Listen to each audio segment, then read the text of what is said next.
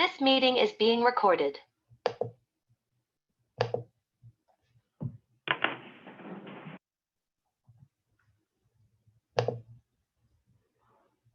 Okay, guys, good morning. Thank you so much for joining us. I cannot believe, I'm in disbelief that it is December and we have almost completed another calendar year. It's just wild to me. But with this being set up the second Tuesday of every month, I feel like that every month. I always comment that to Mitch and Amanda. It's like, here we are again. But I'm thrilled to see you all joining us. And thank you, Mitch and Amanda, for being here with us. I am going to hand things off. We have some great topics to talk about. They are going to be touching on the top 3 HR violations that they have seen in 2022. And we're also going to be talking a little bit about holiday parties and the dynamics that come with that. So I'm going to hand things off, and I appreciate y'all being here. Thanks, Elizabeth. So like she mentioned, we're going to start off by covering the top 3 violations that we've seen based on our incoming calls and emails over the last year. First and foremost, one of the ones that we see a ton of calls each week regarding is attendance. Whether that's the actual attendance policies themselves or how to implement them. So in 2017, the Department of Labor estimated that at any given time, approximately 3% of all workers were absent at any given time, which ended up costing companies over $200 billion annually in lost production. Seems pretty simple, right? Employee doesn't show up, you discipline or you terminate. While Texas is an at-will state and separation is fairly easy, there's still a ton of different tricky scenarios that can complicate things. So let's say you have an employee who they've received their written final, and during that meeting, they disclose that they have a medical condition that causes them difficulties with waking up on time for their morning shift. While that doesn't negate their previous disciplinary actions, you just still want to try to work with the employee. Would something like a schedule change help alleviate their attendance issues? I had one where an employee was struggling with waking up early in the morning. We were able to move them to a swing shift, and as a result, the attendance problems were resolved. But if your business has core hours and their schedule can't be changed, it gets a little bit trickier there. There are things like free services that you can go online, sign up for a wake-up call, that free service, they give a call at a certain time to help the employee wake up. If that doesn't work, maybe you could put them on a personal leave to give them some time off to rest and reset before coming back to work. But in the event that the employee does not approve, attendance is still considered an essential function of the job and can be disciplined accordingly. That said, being able to document that you've taken actions to try and work with the employee will go a long way in the event that the employee tries to claim anything afterwards. Another one that we've seen fairly frequently that can cause a lot of headaches are intermittent FMLA. So let's say the doctor gives them a certification that allows for 1 to 2 flare-ups every 1 to 2 weeks for 1 day, but they're missing 2 to 3 days a week. This creates a strain on their coworkers, management, and HR. So how do you manage that performance without falling afoul of FMLA? Well, if they're exceeding the frequency and duration significantly, so it's not just 1 or 2 more absences, but enough to be significant. I've heard different numbers thrown around. 50% seems to be pretty common. You can actually go back to the doctor once every 30 days and request a recertification to determine if their circumstances have changed. Back in 2019, there was actually a case. It was Evans v. Cooperative Response Center, Inc. An employee was terminated due to attendance after exceeding their allotted intermittent FMLA by 6 days. So in that one, they were permitted 1 to 2 flare-ups for 1 to 2 days, and they were exceeding that considerably. When the company went back to the doctor to ask him to recertify, the doctor said, please see previous certification. So at that point, any absences beyond their FMLA allotment were able to be counted as unapproved for purposes of discipline. Another avenue would be to look at your call-off policy. Even while they're on FMLA, employees are still required to provide proper notice for call-offs. Not following the company call-off procedures or providing proper notice could still be grounds for disciplinary action. So having a clear call-off policy that defines minimum call windows, who to notify, and how to make those notifications. So whether or not a text or email will suffice, will all help strengthen your case in the event that you do end up separating or need to pursue disciplinary action.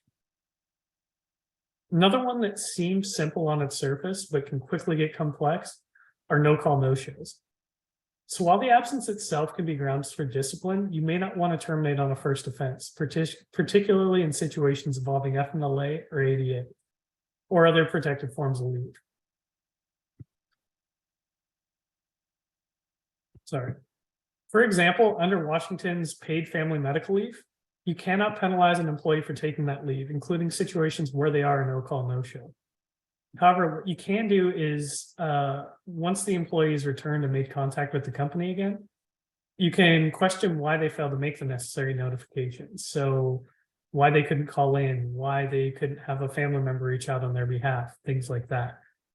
When you're doing that, you're going to want to be careful that you're not requiring them to disclose the information on their medical condition. So it can get a little bit tricky in that regard. Most companies do require 3 days no call, no show before termination. A good practice is to try and call the employee, then follow up with a text message and or email to create a written trail showing that you've attempted to contact them. I've had union grievances where an employee tried to come back and claim they contacted someone, but we were ultimately able to dispute their claim by showing a paper trail of the text messages and emails that were sent after each day that they were a no call, no show, while the employee couldn't produce any call logs to show that they had actually reached out. Above all, the biggest thing with attendance issues is you want to be consistent with your enforcement. Short of a no fault or a point system for attendance, it's easy to fall into the trap of unequal treatment for attendance. One employee misses 2 or 3 days and they get written up, and then you see an employee who misses 5 or 6 and doesn't. So making sure that you have a good tracking system in place, whether that's using Excel, there's various HRIS programs that can track it as well, timekeeping systems, things of that nature. If you have a good tracking system in place, it's going to make the enforcement of those policies a lot easier. And then from there, you can then start addressing the issues as they develop. Hopefully you can mitigate the issues early by intervening early and starting that disciplinary process. That way you can ideally manage the employee into either improving, or in the event that they're not improving, you've created enough of a paper trail to manage that individual out smoothly. So with that, I'm going to transition this over to Amanda, who's going to be covering discrimination and harassment. Mitch. Yes, as Mitch mentioned, as part of our top 3, number 2, in no particular order, we wanted to bring up the violation of discrimination issues. I will say we fudged a little bit on this one so far as this isn't necessarily what the callers or the emailers or the on-site clients bring up. It is the thing, though, that in response to the initial question that we as the HR team here at Ironwood start to talk through. That's not to say that people don't ask questions about it directly, but a lot of calls end up swinging back around to some sort of potential discrimination issue, just because it is such a broad topic. And we joke about this a little bit when we were preparing. You know, this is why people don't like HR. You know, you call in with a question and we're like, wait, but have you thought about this? Could this be harassment? Could this be retaliation? It's such a big umbrella that falls under discrimination. So we're going to touch on a couple of the high points. I mean, we could spend hours just on a discrimination issue alone, and working through equal rights or disabilities or workers' comp, leaves. We could do all of those separately. But I want to touch on a few points and then tell you about a few of the calls and cases that we've been talking about lately. I will say, if you have talked to me or probably anyone on our HR team in the last few months, I think just about every call I've become a squeaky wheel and said that we have had more contact about companies getting EEOC charges and claims against them in the last 6 months out of West Texas and Eastern New Mexico, more than I have seen in my career. And I think a lot of that is just attributed to, you know, people talk about discrimination more. It's on the news, it's on social media. workers are more aware of their rights, or what they construe as their rights.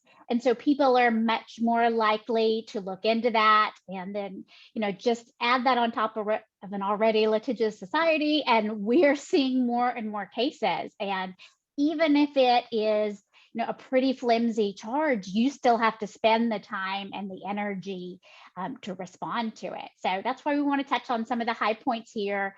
And even though that we've been telling you again and again on calls, we want to touch on some tips here. So the most important thing is say something. If you're in the room, if you hear someone make that untasteful remark or that joke that they think is funny, but everybody else doesn't think is funny, you need to be the person to say something. You can't just assume someone else is going to handle it. So either you as a leader at your company, or a manager, or your HR contact, the reason you're attending today, it doesn't have to be in that exact moment. I wouldn't wait too long, because what we talked about before, we put it off and we say we're going to do it later and never come back to it. But if you want to wait until you can get a one-on-one with that person and talk to them and explain, that was not appropriate, then you could also, if it's appropriate, go and check on the person that was targeted or the butt of the joke. A lot of people confuse people not complaining about a joke as them being okay with it.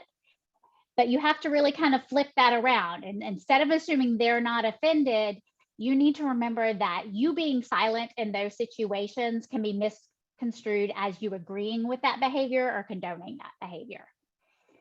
So what I like to turn it around on a lot of the times is, you know all the facts of the case, and the details and the 6-month log, and everything about Johnny's and why she's going back and forth with Jose and all the backstory. But what would this look like to an outsider? So whether that be a third party, someone like us that was coming in and doing an independent investigation, or elevate that. What would that look if you had to turn this into an unemployment claim, to an EEOC charge, to the Department of Labor?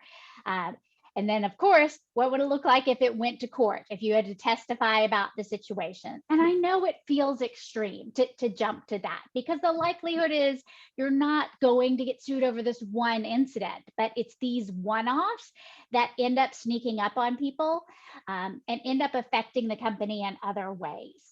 We also just want to create a workplace where people are comfortable. Again, you can't just assume because someone isn't saying something that they aren't uncomfortable, or it isn't an environment or a culture that they think needs to be improved. So what would this look like if someone was questioning this group or this department after the fact about how we talk to each other? Do we tell colored jokes? Do we make unsavory comments? Do we swear on a daily basis and throw words around that could be offensive? Is that just normal? If you're just allowing shop talk and cursing all of the time, what you have to remember is it may not be the person in the moment complaining. Everybody in that group might absolutely be fine with that and know each other and have the relationships to have those kind of discussions and jokes amongst each other. You don't know who else is hearing and walking by, but beyond that, these things often come up as complaints once somebody is dismissed. You could have a completely legitimate termination. You have tracked, the situation just didn't work out, whether it was disciplinary or not disciplinary, that person is disgruntled. And after the fact, they can file for up to a year later a discrimination claim. They could go back and say, here's a payday possibility for me, or even legitimately, I was uncomfortable saying something when I was still employed at the company, but now I'm going to bring it up. This could happen after they are dismissed. So you need to keep that in mind. Did we look at the situation from every angle? Of course, it's easy to look at it from the person that we deem to be the person that's right in the situation, but how would we feel if that was happening to us or to someone in our family? We joke a lot or sometimes talk about protected classes, and we always assume that someone is protected that is just of a different race or just of a different sex or gender, just somebody with a really obvious disability. But when you really dig into all of the legislation that, I'm not even going to walk you through all of it, because by the time we went through all the bills, we'd be out of our hour. But by the time you walk through, did you know that ageism, the Age Defense Act, goes in at age 40? By the time you rule out people over 40, people with different heritages, people with disabilities, even if they're invisible, you know somebody that could be encountering this type of situation at work. If it's not you, it can be very real to you. How would you feel if your spouse came home from work at the end of the day and people were telling jokes that ended up affecting them or made them feel bad about themselves? How would you feel about, an adult child new into the workplace coming home and telling you about these things? You've got to switch it around, and without going too far into the touchy-feely, do try to put yourself into those shoes, because it's not this isolated group of people affected. It's you and it's me, and it's all of the different areas that we're protected by the government to try to keep the workplaces content and welcoming for all. But you also need to walk the walk. As a leader at your company, you need to set the example about how you participate in conversations, how you lead, whether you do follow up after the fact. Sorry, my monitor just fell. You need to use these moments to remind employees that even innocent comments that may not have intentionally been discriminatory or harassing still can have that effect. The defense of, but I didn't mean any harm, or I didn't know, isn't really enough anymore. We're expected as adult members of society and as professionals to understand professional judgment, to understand business interactions. So we set that example for others by treating people fairly. We are bringing in people that might be isolated or maybe not naturally part of a group. Set that example, walk that walk for those around you.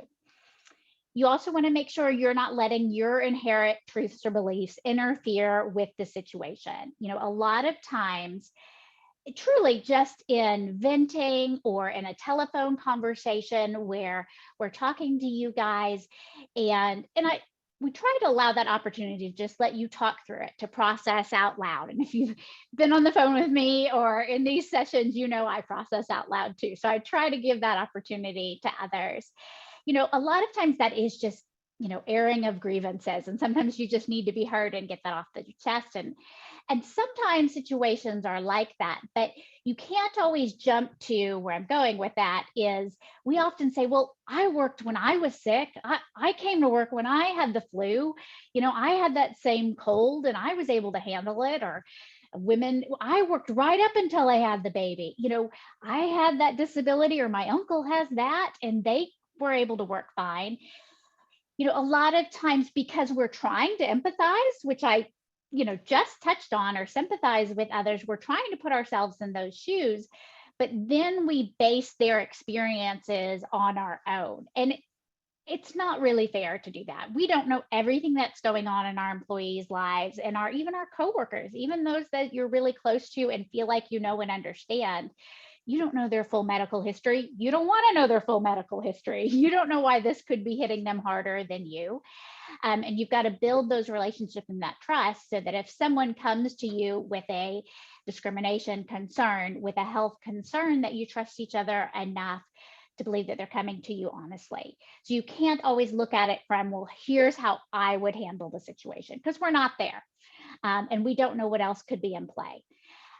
We do want to, as I mention not only how you would be treated, but if you can't get to where you need to be there, again, the joke of HR, how would you treat your HR person in this situation? If you are specifically doing everything by the letter, what would you do? How would you document? How would these conversations occur? What accommodations might you try? Or if that doesn't work, you don't have an HR person, maybe the owner of the company, the CEO, the president. What would you do if this person came to you? Because it should be equitable across the board. Harassment is a big part of discrimination, and it's often used interchangeably instead of as a subset. But it's actually more of a specific behavior. It doesn't have to be blatantly vulgar to be harassment. It can be those humors. It can be excluding people from the group or shunning people. It's treating anybody who's different for a certain reason differently than others than those in the workplace. One of the calls I've got recently, and again, coming from an entirely good place, they are calling for help. They've recognized that something is happening. So we applaud that. So this is in no way in joking, it's just using as an example. They called in because one of the coworkers reported to HR the possibility, not that they were offended, but they overheard someone say something. And what they heard the receptionist tell an applicant that walked in off the street is, "Oh, we don't hire females. You can't apply for that." And I'm like, okay. And this is somebody I talk to pretty regularly. And okay, why did she say that? Let's dig in. Why did this happen? And in coming to talk through it, it's a very physical environment. The area and the specific role that this person was trying to apply for is a very dirty job. It's a very physical job. Throughout the day, the employees often do either have to wash up or sometimes they have to change entirely out of one set of gear into another, not just the personal protective, but actually change shirts throughout the day, change pants throughout the day, depending on the duty. And they don't have an area set up in their warehouse for people to do that. So this staff happened to be all male at the time. And those gentlemen had just started changing in the warehouse. Now, I mean, they kept undershirts and underwear on, but they still took shirts and pants and shoes, and it even came out later that sometimes there was some roughhousing there. And so the decision that had ultimately been made was they recognized there wasn't a changing area for women. But instead of possibly finding a changing area for women, or let's take it a step further, we really shouldn't be changing out open in the warehouse because there are all sorts of other issues that could come up there. We jumped to, we're just not going to hire females for that job, which really is cutting out their own talent pool. We all know that it's incredibly hard to secure employees these days. It's also, very obviously discriminatory and something we don't want applicants coming off the street hearing. That could easily be called in. You've got to remember that discrimination is not just for current employees. I already mentioned that they can file a complaint after a year of the incident, so that could be former employees, but it's also how you treat your applicants. They were also ruling out that men within the group could have complained about the treatment. It wouldn't necessarily have to be a woman. And it also could be somebody from outside of their group that just walked into the warehouse and didn't know that this was a regular thing there. So we walked through, how can we fix this? This is not working. It's bigger than just the we don't hire female problems. Let's talk through some solutions that are workable for you guys, because not everybody has a remodel budget. So we had to go through some affordable solutions, and we were able to get there. And unfortunately, they were really open to hearing that. And don't overlook the value of counseling and of education to your employees. And I know a lot of times at hire, or maybe even once a year, you do some sort of harassment video or mandatory harassment training. You may even break it down into one training for your managers and one trainer for your employees. And it's, some 1980s video where it's a very obvious case of, a man in a position of power hitting on the secretary and telling her she's not going to get a raise if she doesn't do XYZ, a quid pro quo scenario. And we, have that hour of training. We check the box on our new hire checklist that we have talked to our employees about harassment and discrimination, and we go about our days. Really, we need to take it a step further. And I've given you a couple of examples about, what you say and how you act it and living through that every day. But you also just want to have real world examples, kind of like we're talking about today. it's easy to read the definitions of what discrimination is and all of the different laws that are behind it, but what would this really look like in our workplace? And what's a reasonable response as the manager? How could you handle this? And talking through those things, working through, even role playing through those scenarios is a great activity to do with your managers. But again, a lot of times we check that box, even if you're doing it once a year or every 3 years, and we're just using really outdated materials that aren't really reaching and communicating the message that we're trying to achieve in that training. So really, we haven't accomplished anything. We haven't checked that box. We just think we have, which is almost more dangerous. Again, as I kind of mentioned at the beginning of talking about this, this is one of the things that we bring up once we get the phone call. And the phone call, a lot of times that we get is, can we let this person go? Can we terminate? We don't have a job for them. And then it comes up again through us, talking through the issue and trying to find out your different solutions, your different opportunities, and us gauging your risk assessment. Is this somebody you're looking to terminate now because they're out on medical leave that you just didn't deal with their performance before? And now you feel like, oh, well, now they need to be out for 12 weeks, so we'll just get rid of them. And again, it's rarely that direct of we'll just get rid of them, but do we have to have a job for them when they come back? Or this person needs this time off, but they've been a performance problem, do we have to get them? Sure, there are situations, and that's why we have to dive in and ask you 100 questions about it to determine what your options are. But asking for leave or someone having a disability and bringing it forward, that's not the time to deal with your disciplinary issues.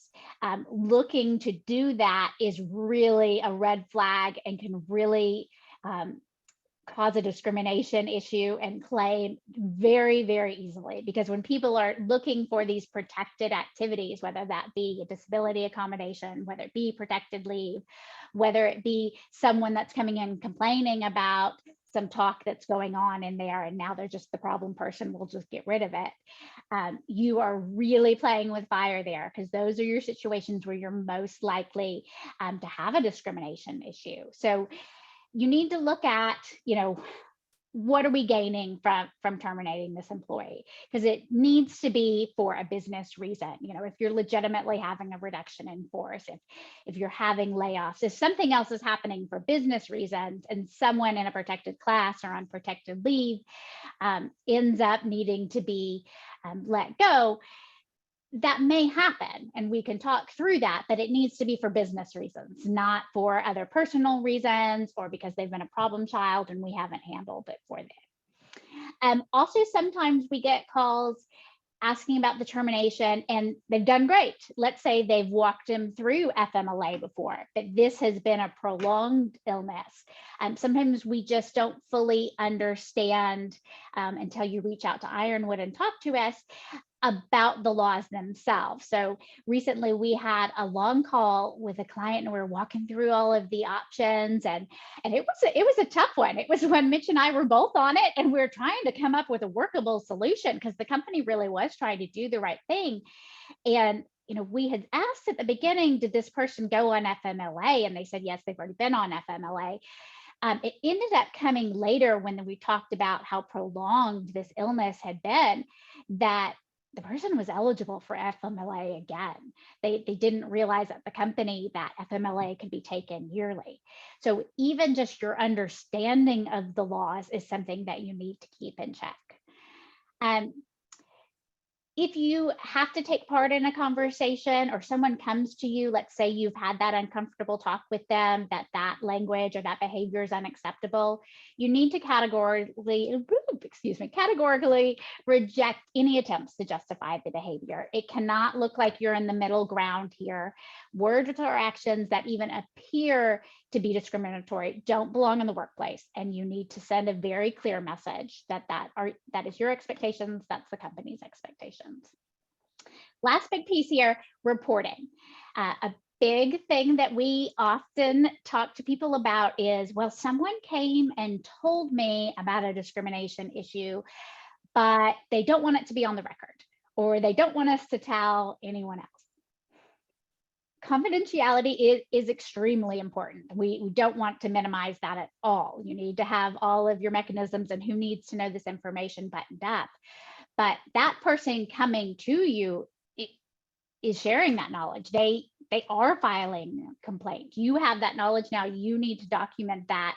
And whether it's a more informal investigation of the complaint or the situation or a full-blown investigation, you need to address the issue. Because if it comes up after the fact, and we're in, again, let's look at it from, we're sitting in the courtroom, you know, is that person going to come in and testify, well, I told Amanda about this and she didn't do anything about it. At the end of the day, you need to remember that you could be held liable depending on the case. And sexual harassment, remember, the law has changed in Texas last September. You could be individually named if you had knowledge and you didn't promptly attend to it. We need to take these things serious. Again, it might be a more informal nature. Not everything is going to be hire a third party and shut down operations and do 20 interviews today. But you need to look into the claims. You need to document. You need to talk to the managers. And again, keeping the information to as much of your ability confidential as you can, so that person will trust you and come back to you. But you do need to take it seriously and investigate. So I know that was a lot of information about discrimination, but again, like I said, that's probably the top thing that I end up bringing up on calls. So for now, I'm going to hand it back to Mitch, and he's going to cover number 3. Thanks, Amanda. So I know we touched on it quite a bit under attendance. Amanda brought it up again during the discrimination and harassment.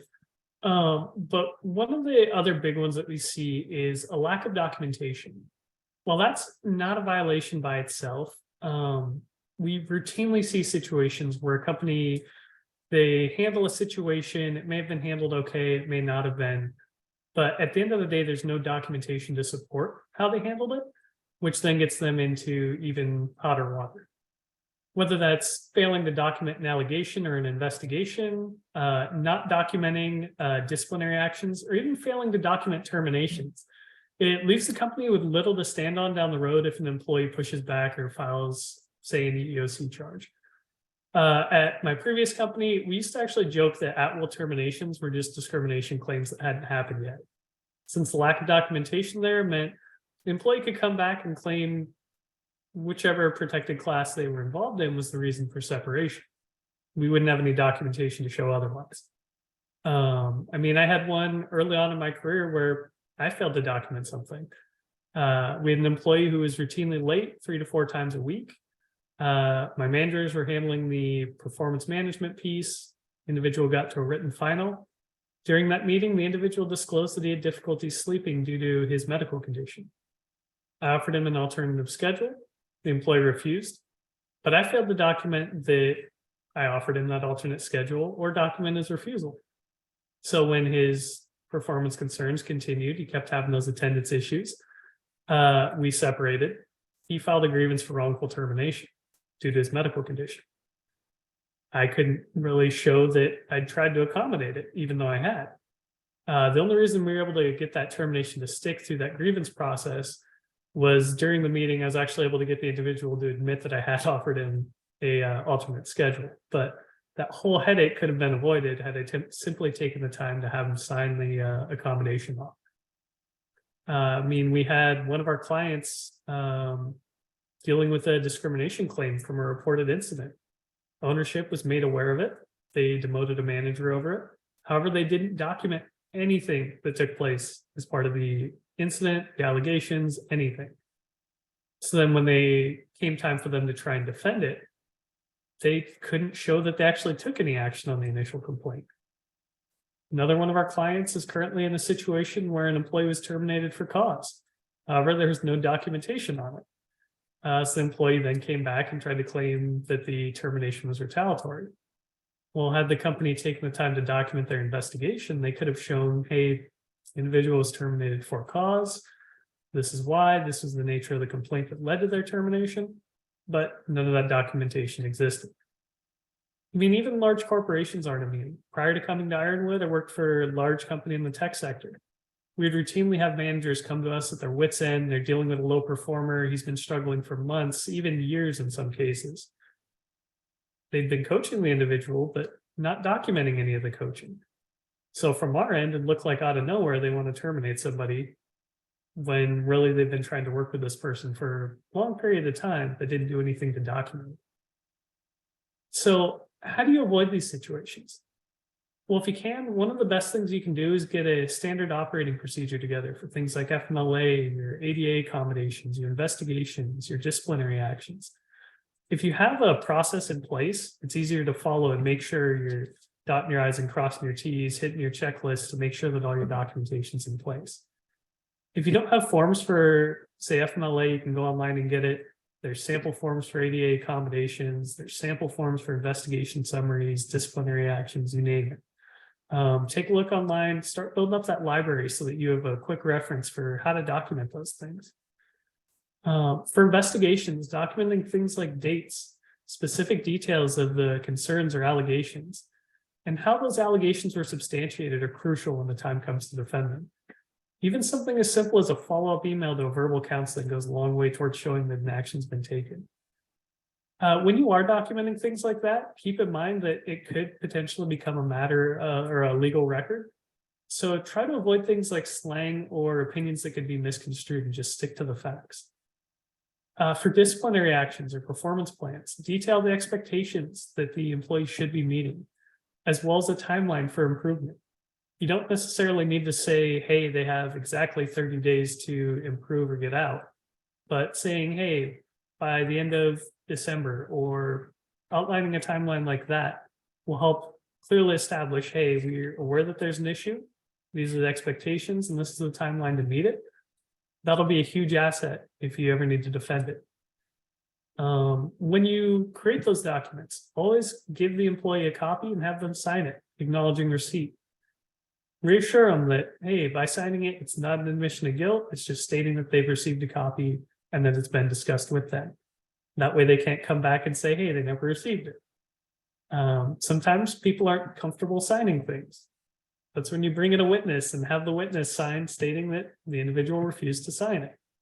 That way you have that reinforcement of, hey, I can prove that the employer received a copy of this document.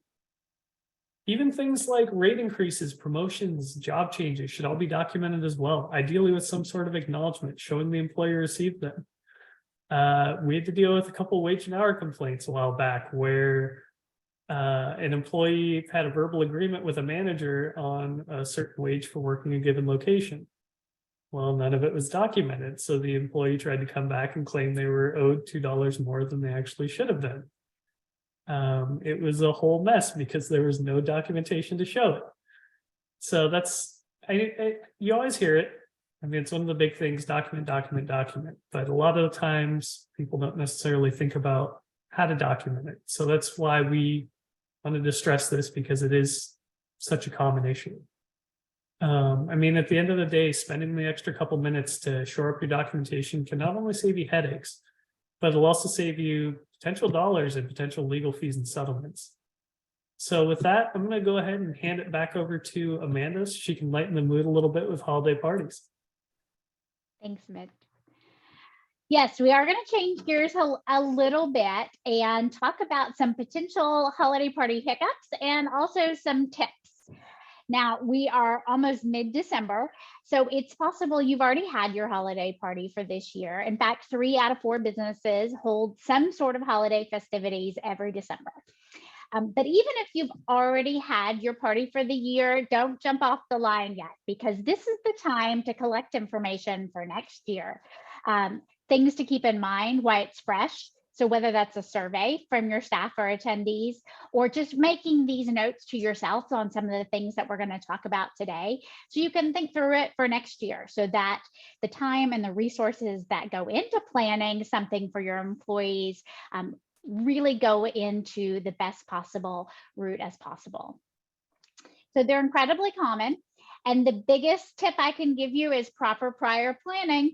I feel like that could be on a sign behind me here. But as far as the holiday party itself, so whether you're doing an event at the office, after the office, over the weekend, you want to save that date early. Again, it's probably a bit late for this tip this year, but if you didn't quite get the attendance that you were looking for this year, it might have been, not having enough time to plan for it. So I know that, goodness, I think we started planning ours over the summer here at Ironwood. I know the last company I was at, we ended up always just booking the room. We had a venue that we enjoyed and was the right size for our company. Once the event went well, we booked it the next week for the next year. So at least we had that piece done. Now, the logistics, we probably didn't start really getting into as far as exactly what it was going to be until the summertime. But that way we had, one of the biggest questions, the where, off the list. Now, you might not know exactly what you want to do yet, and that's okay, but you need to start thinking of these things, more than a week beforehand. The holiday season gets incredibly busy, as we all know, that lasts 5-6 weeks from Thanksgiving through the new year. Everyone's trying to wrap up year end. Everybody's got family commitments. Children have pageants and spouses have holiday parties. And so you want to make sure that you save that date early so that you can include your employees and their families. So send that out as early as you can.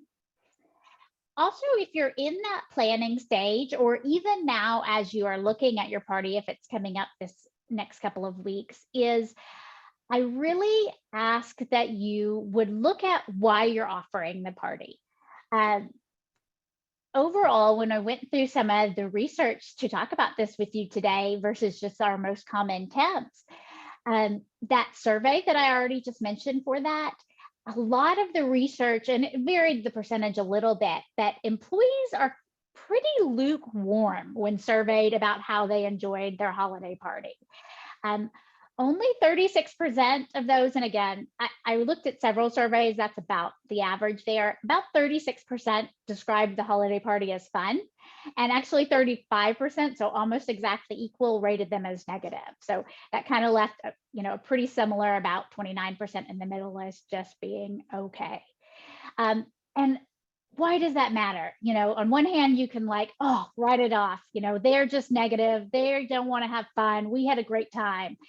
But you're spending probably time planning, whether you have a committee, whether you have just one person working on it, you certainly are spending daytime man hours. So that not only costs money and lost time for other work, but you probably also spent a significant amount of money, whether it be on an actual party or whether that even be providing lunch for your employees. There was a financial investment in the party. And wanting to know what worked and what didn't is something that you can look at for the next year to really make sure you're utilizing all of your resources. So ask yourself, what's the goal of the event? Is this supposed to be a celebration? Sometimes we start to plan the holiday party and we think, oh, well, we can also sneak in a training. Okay, well, we're all in the same room, so let's go ahead and go over benefits while we're there too. And yeah, we'll do a holiday, meal and a treat, and then we'll decorate, and that'll be everything. Sometimes you're trying to accomplish too many things at once. If this is truly meant to be a year-end celebration, make that the focus. Celebrate each other, have fun, do it responsibly. We're going to talk about that, but make it about celebrating each other instead of trying to accomplish too many things.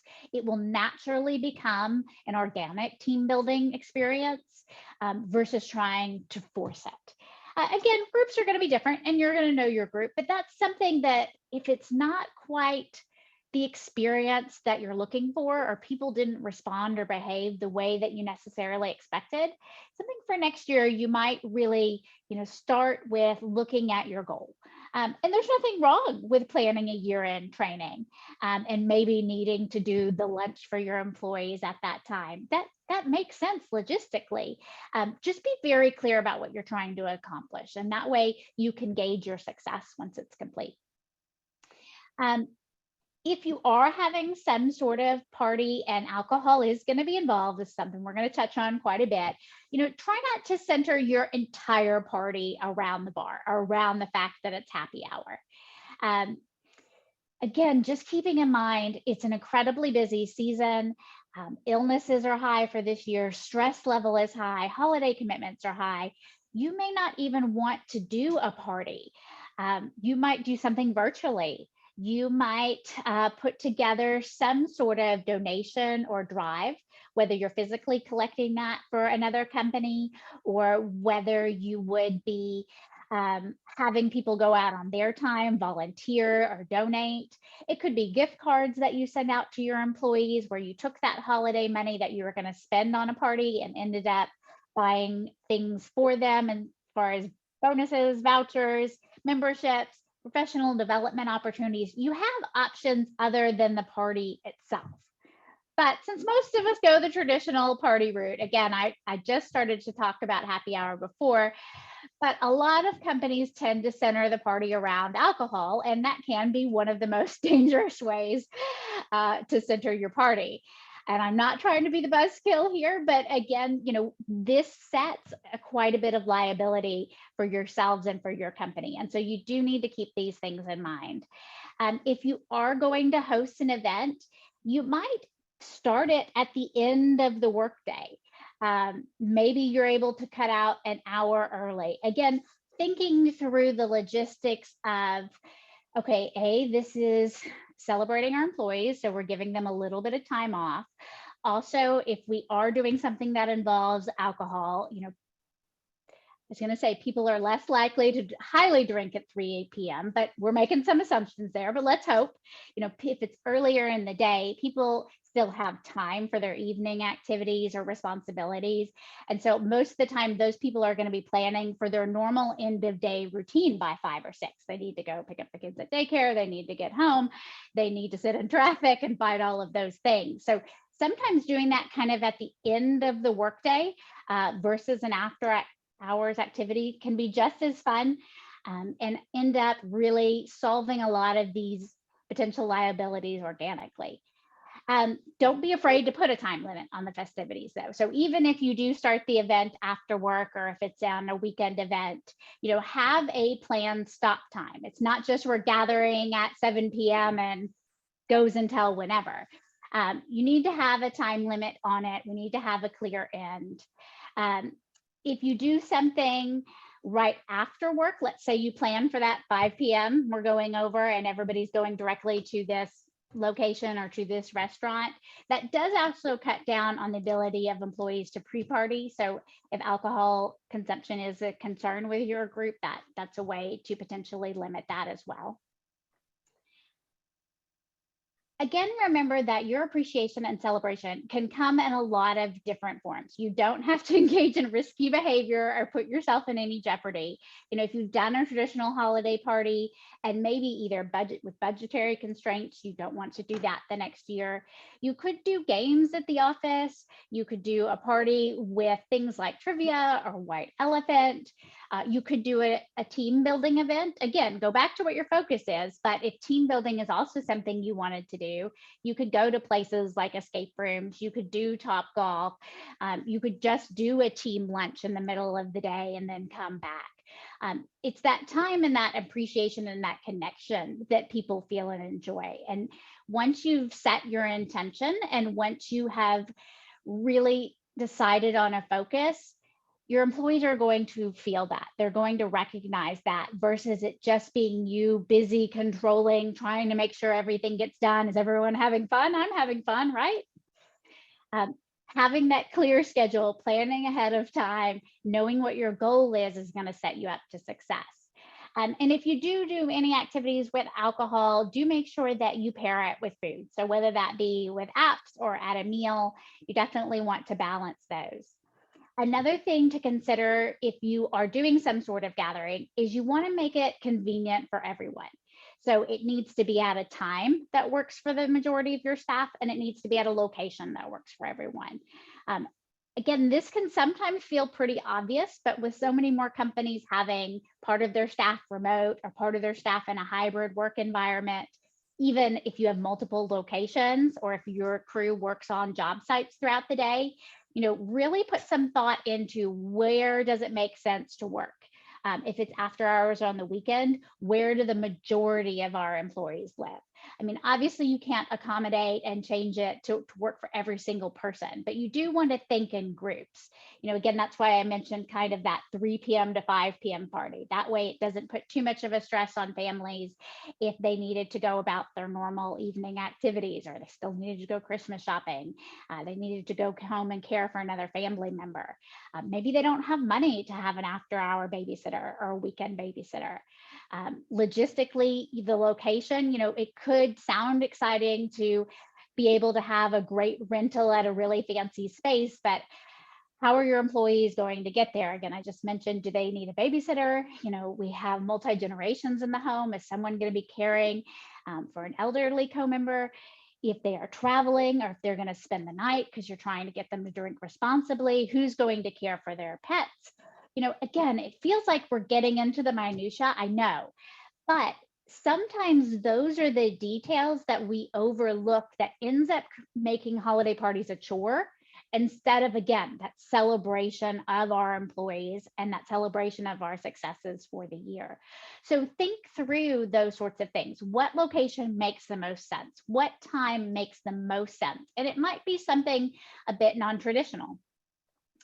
I know one of the things we used to do at work is one place that I worked, we did the whole Christmas in July, and they did call it Christmas. I know that's a very non-HR thing to say, but they did say Christmas in July. So the holiday gathering did take place in the summertime. And again, there was still allowed people to decorate their cubicles at the end of the year. Of course, people still, did lunches on their own and things like that. But the big holiday celebration was in the summer. Another place that I worked, we actually did it right before Thanksgiving as well. It was just easier to do a big gathering, and it was like the full week before Thanksgiving. So before the complete chaos of that Monday, Tuesday, Wednesday. But, we really honed in on that Thanksgiving, the end of the year, as I already mentioned, is really sometimes just really hard to fit anything in. And so we did our party and our celebration even before Thanksgiving. And it really kind of kicked off the season and was the first event. So we had to worry less about scheduling things. Again, when you're thinking through those logistics, you want to think through whether you want a family-friendly event. If alcohol again is a concern, and of course, then having something more family-friendly focused is an easy way to avoid that getting out of hand. If you are inviting spouses and children, make sure that your games, your activities, the things that you have set up, even your food, will work for spouses and small children as well. So think through as well, maybe you didn't think if we're going to have kids or not, and maybe some of the games, even some of those games like White Elephant can get, a bit funny. You don't know what sort of gifts people are going to bring, and they can get a bit competitive, or even if it's an environment just that alcohol is going to be present. Think through, if you haven't already, whether or not kids are really welcome to that. I already had a slip up, but do better than me and try to avoid specific religious references. And again, I know it feels like having to tiptoe around people. That's really not the goal of what I'm trying to communicate. We want an atmosphere that's spirited, that's celebratory, but that doesn't mean it has to be overly religious. There doesn't have to be specific nativity scenes or menorahs or specific religious references to make it a festive party. Again, it can be spirited, that can be decorations, but that can be neutral decorations. Or if you're setting your own soundtrack, maybe just taking the ones that specifically reference a religious source off of the Christmas soundtrack. There's lots of other fun winter themed songs and decorations that you can focus on. And again, that's one where I will caution you to jump back to some of those things I just mentioned in discrimination. Is it's not just how I would feel, but it's how others around me would feel. And what would I do if I was the odd man out in this situation? So last tips, just quickly, think about what's on your menu. I mentioned that about your team, about if there's kiddos, but you also these days need to worry about gluten intolerance, not only with different religious groups, but if you have individuals that need to keep kosher, if you have individuals that don't eat pork, do you have vegetarian and vegans, just having options for those people. Again, it doesn't have to be the whole menu is reworked, but thinking maybe the offerings, or maybe we add something to it, or talk to those people about, what are some suggestions that work at your house. You'll want to give a reminder about conduct beforehand. So again, you don't have to be the buzzkill, but just, letting people know, setting some boundaries, again, whether it be time, whether it be dress code, whether it be just a reminder of our policies and how we're going to move forward. If you did provide alcohol, you do want to limit that. So you can do that with tickets. You can do that by hiring bartenders or professional service providers that would be better trained to recognize when somebody's had too much to drink. Some locations will actually require you to do that as well. So keep that in mind. You also want to make sure that you're insured for this gathering. So check with your insurance provider, depending on where you're having that. That's something to think through too, if you're trying to hold something on site, whether or not something like that would be insured. So think through those risks and those potential violations. You do, kind of in our final little tips here, need to take wage and hour considerations into hand. Is the party optional? Or is it required? Because if it's required, or even very strongly encouraged, and everyone's saying, no, come on, you need to come, you need to come, for your hourly workers, that could need to be compensatable time. So really decide whether it's going to be optional or not. And if it's optional, you need to let people say no. Again, that could be for their own personal reasons, religious reasons, dietary reasons. Could just be that, no, they need to get home to their family and they've got too much to do. But if it's optional, you need to truly make it optional. If you do get any complaints after the fact, you do need to respond to that. Again, odds are you're going to have a holiday party that's going to go off great, and you're not going to have any complaints or issues after the fact. But if they do arise, you need to document it. If it warrants an investigation, you need to look into that. And then, of course, again, learn those lessons for next year. And the biggest thing is just then have fun. I know I have taken you through this long list of tips and things to worry about, but doing all of that ahead of time, that proper prior planning, means that you should be able to attend and not worry about the legal stuff, because we've done everything we can do as an organization to prepare our team and focus on the celebration. So if you do have any questions about the holiday party, whether it be something coming up this year, of course, we're here to help with that. If you haven't already had your holiday party, we hope that that goes off great. And if you're starting to plan for next year, it's not too late to institute something like a survey or something like that to see how you might spend your efforts next year. And that's what I've got for holiday parties today. And I'm going to send it back to Elizabeth. Thanks, Amanda. Who knew planning a party would be so difficult, right? So many variables to think through.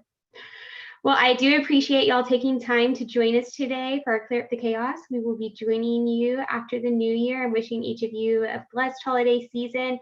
A quick reminder, I did want to remind everyone today at 1 p.m. Ironwood is hosting a free reasonable suspicion training. So if that's something that would benefit your organization, please feel free to reach out to me and I can forward you that sign up link.